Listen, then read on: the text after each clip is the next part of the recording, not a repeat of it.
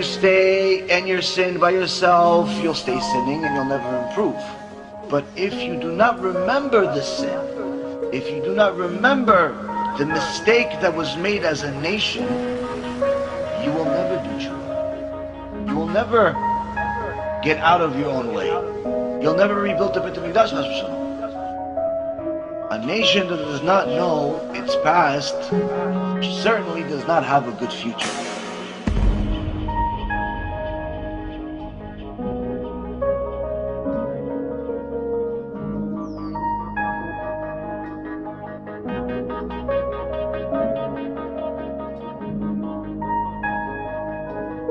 A nation that does not connect to its past certainly does not have a future. This is why, Rabotai Yekarim, it's our obligation to learn the details of our past. What happened 1950 years ago? What happened 2400 years ago? What happened 70 years ago? Because that's the only way that we're going to have an idea about who Hashem really is, and that He's not our friend, He's not a puppy, He's not a some thing that just is supposed to work for us. And this was the mistake that Adam HaRishon made.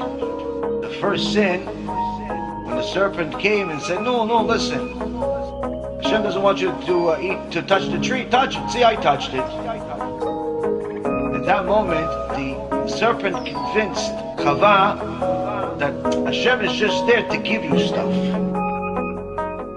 Why? Tree, of course. Why? He's telling you not to touch the tree? No, look, I can touch the tree. Why? It's all about touching the tree, not touching the tree. Eat the tree, don't eat the tree. It's just about that. It's not about Hashem said, therefore don't do it. Hashem said, therefore do it. He completely removed the reality from the situation. It all became about the fruit. It all became about getting stuff from Hashem. Unfortunately, Rabotai Yekarim, this is what's happening today. We have a generation of people that believe that the relationship that we're supposed to have with Hashem is based on stuff. Stuff we're supposed to get from Hashem. I pray, so therefore Hashem will give me stuff. I do mitzvot, so therefore Hashem will give me stuff. If He doesn't give me stuff, then why should I pray then? Why should I pray if He's not going to give me stuff? Therefore, if your relationship with HaKadosh Baruch Hu is based on stuff, I do it, therefore He's going to give me stuff. And if He doesn't give me stuff, therefore I'm not really going to want to do it. That type of mentality will ultimately lead to complete kfirah, complete heresy, and abandonment of Torah and mitzvot, because it was never real to begin with.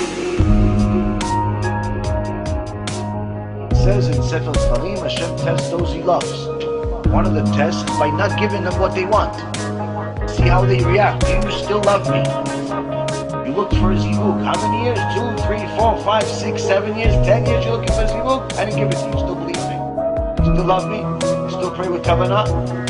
Oh, I gave you a lot of money. Now I took everything. You still believe in me? You still pray to me with kavanah? You're still going to give a little bit of tzedakah proportional to what you have now? Or no, you're only going to give when you have a lot?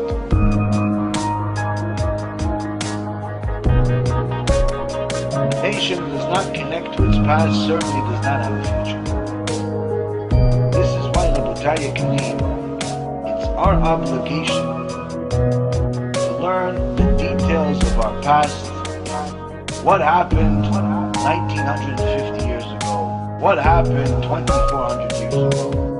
What happened 70 years ago?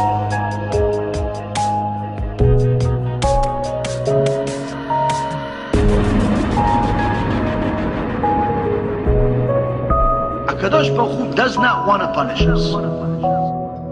How could it be? People say, where was God during the Holocaust? What do you mean? He's the one that did it. So what do you mean? You just said God doesn't want to punish. He doesn't want to punish. So what happens? So how does this work? This is the verse that explains it. Kadosh Baruch Hu does not want to punish us. But what happens is that He withdraws His hand. That's blocking the enemy from eating us alive. When we distance ourselves from Him. It's not that He punishes us. that He is protecting us. When we distance ourselves from Him, He simply uncovers what's being covered right now.